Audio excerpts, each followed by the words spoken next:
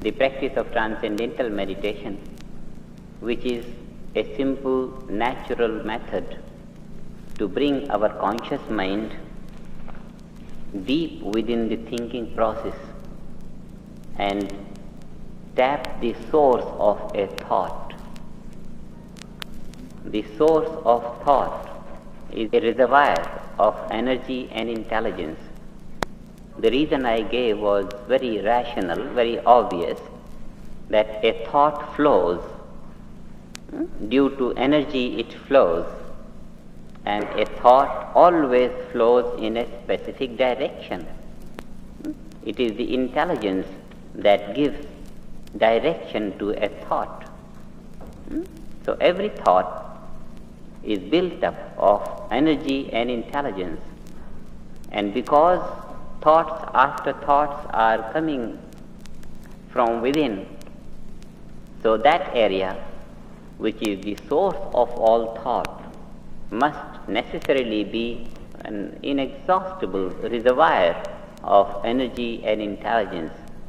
Therefore, in order to improve man's energy and intelligence, it is only necessary that his conscious mind reaches that area of the source of thought and thereby is filled with great energy and intelligence. This is how we can improve the ability and efficiency of any man in a very natural way, and thereby give him a chance to be more efficient in life, to be more productive, more creative in life, and yet do not accumulate stress and strain. It is vital that we do something so that the people of our age do not gather stress and strain. Otherwise, if a man feels more responsible in society, wants to produce more, the result is that he undertakes to do more and more, and with the result that he gathers stress and strain and eventually dies of heart failure. I don't know how far it is true. Some people have told me that there are companies in the States that the sales manager doesn't live more than 2-3 years. He gets lots of hundreds of thousands every month, but his life is just 2-3 years.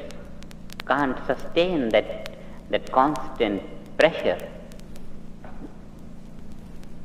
This shows that it is absolutely necessary for all those who aspire for greater improvement and greater accomplishment in life to not only engage in increasing activity, but at the same time improve the efficiency, increase your energy. Our enthusiasm to accomplish more brings us to entertain more and more activity, but our increasing activity will not be at the cost of our life if we remain balanced, if we increase energy and intelligence in the proportion we increase our activity.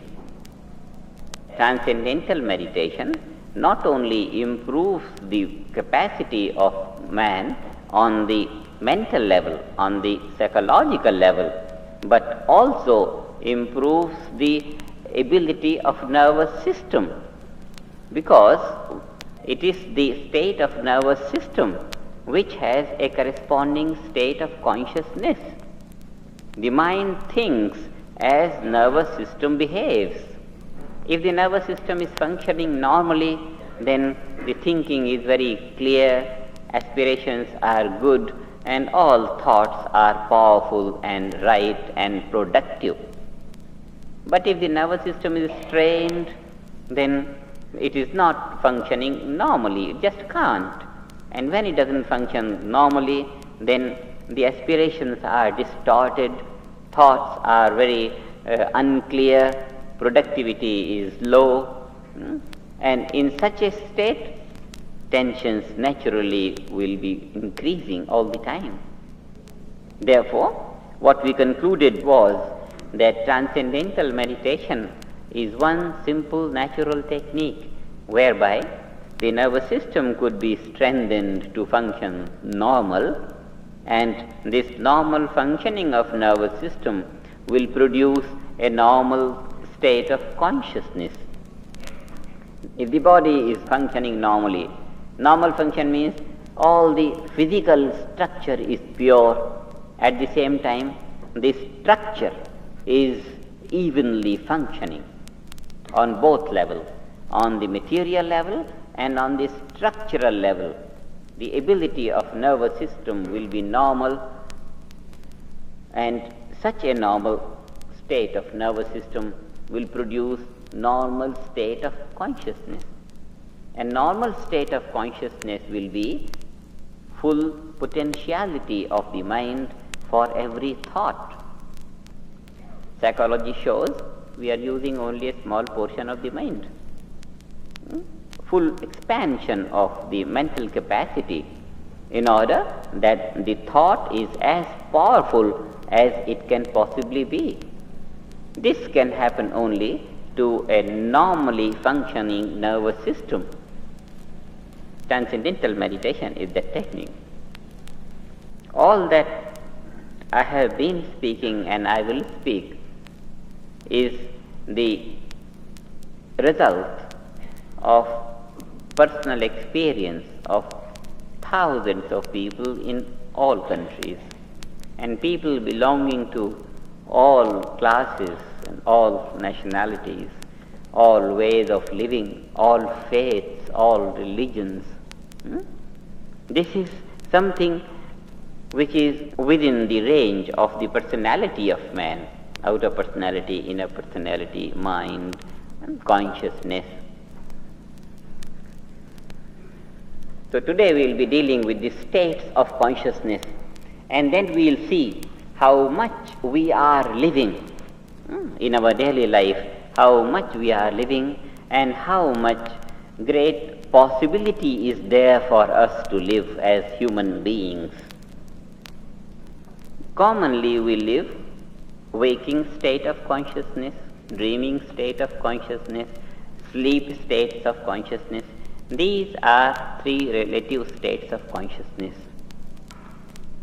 Those who meditate, they retire from the outside, they take our awareness from the outside and gradually go deep into the thinking process and eventually go beyond the thought, transcend thought, and then the thinking mind, the conscious mind becomes consciousness.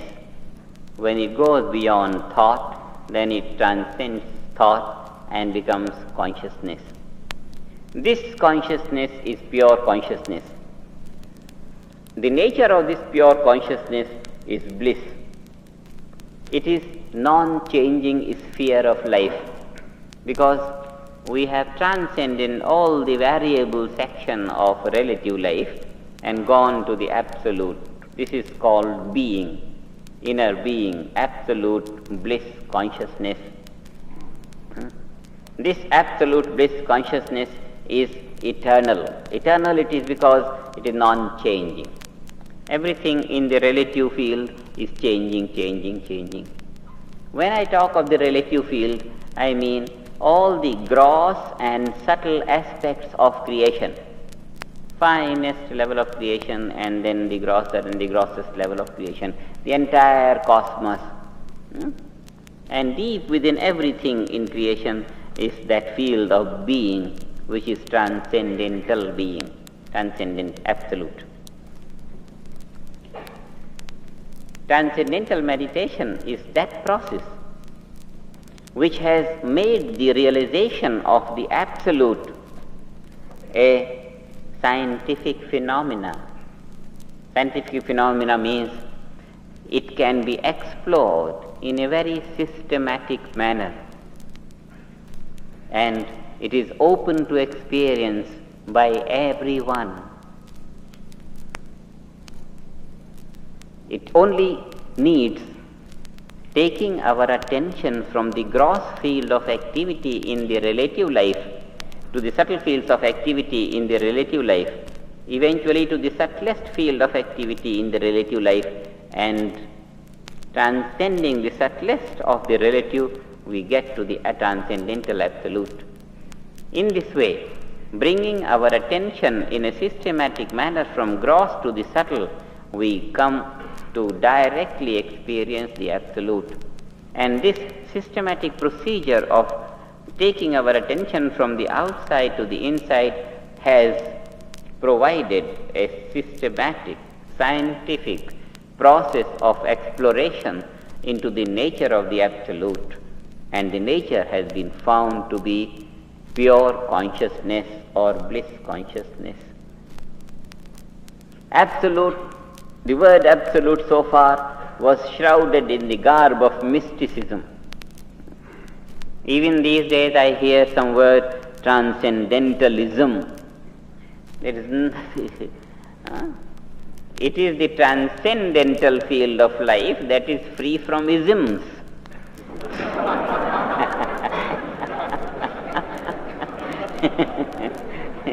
All isms belong to the changing sphere of relative life.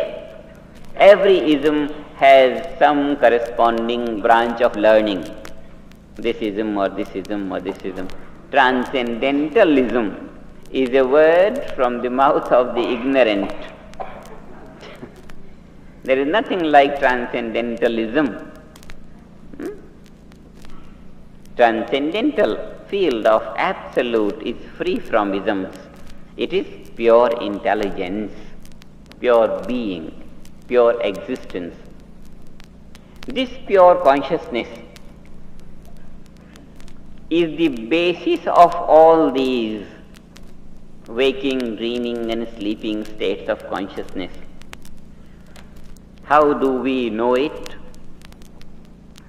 We know it for the simple reason that pure existence is the basis of all that exists. It's very obvious. All that exists on the basis of existence. The entire relative field of phenomenal existence is based on pure existence. Waking, dreaming and sleeping, these are the three relative states of consciousness.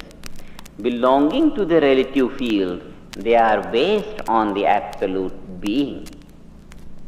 Therefore, these three states of consciousness are based on pure consciousness of absolute being. We have seen that the state of nervous system is responsible for the state of consciousness.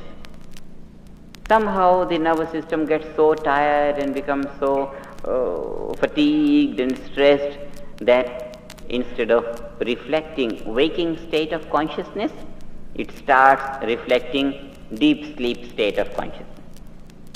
Nothing, no awareness, deep sleep. Or in between waking and sleeping, some dreaming state of consciousness. It is the resetting of the physical structure of nervous system that produces different states of consciousness.